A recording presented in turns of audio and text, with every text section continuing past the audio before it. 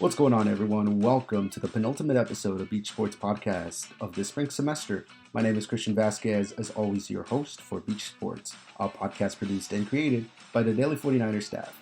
In this episode, we will talk about the week's most exciting games and results. We'll talk about men's volleyball continuing to dominate the national rankings, the Dirtbags setting a school record, and the Acura Grand Prix returning to Long Beach. And we'll be joined by our social media editor, Christina Gresta, who will share with us all the information about the race. Let's dig into it. Let's start off with women's beach volleyball. The Beach are coming off a 3-game win streak in the Stanford Invitational. They took on Santa Clara, beating them 4-1, followed by a game against host Stanford, where the number 8 Cardinal fell 3-2. They wrapped up the streak with a big win against number 16 Pepperdine, beating them 4-1.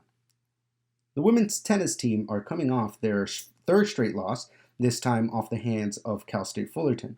The Beach went on to lose 4-3 on Friday, April 8th, and currently stand 3-4 in conference play. Meanwhile, the Beach softball team is turning things around after struggling early in the season. They defeated UC Davis in a 3-game series that culminated in a split on Saturday, April 9th. The Beach swept the first game of the day with 5 runs, and they went on to lose the second match 2-1. We have to give the girls softball team some credit here and a big round of applause because they are having a great month of April. They are currently 5-1 in the month of April, with the last match against the Tritons being their first loss since March 27th. So congratulations, girls. April has not been kind to the Dirtbags, however. They are currently 2-5 since the month began. Their most recent game was a 3-game series against number 17 ranked Cal Poly. The Dirtbags went on to drop 2 games in the series, but it's important to highlight their historic game on Saturday evening, where they went on to set the school record for biggest run differential and most hits, which was 32, in a game with a lopsided 28-2 win. Yes, 28. They currently sit at 15-15 and will host California Baptist on Tuesday, April 12th at Blair Field. In volleyball news, the number 2 men's volleyball team had a home-away header against number 10 UC Davis this past weekend, first at the Walter Pyramid on Friday, April 8th, where the Beach would go on and sweep the Tritons in 3 sets. However, the Beach came up short on Saturday in Davis, losing in a tight 2-3 game. Despite the loss, the Beach still possessed the top spot in the Big West, and with the regular season ending, it's important to bring the A game. They will finish up the season with a 2-game series against CSUN beginning on Friday, April 15 at the Walter Pyramid. And then right after the season ends, they go into the Big West tournament. And hopefully, if the men's volleyball team goes further, they will proceed to the playoffs and to the tournament for the national championship.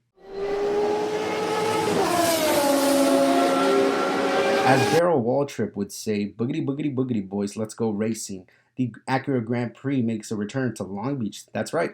Over the weekend, the streets of downtown Long Beach were blocked off to turn them into a racing track.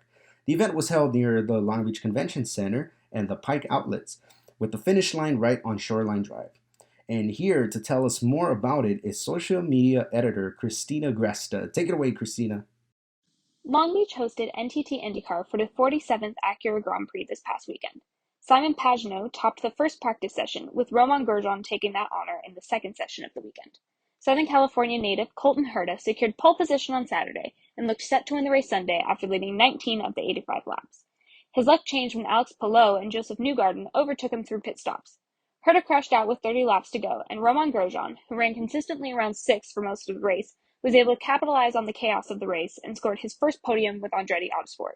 Newgarden went on to win the race, with Grosjean and Palou following behind. A big thank you to Christina for her insights on the Acura Grand Prix.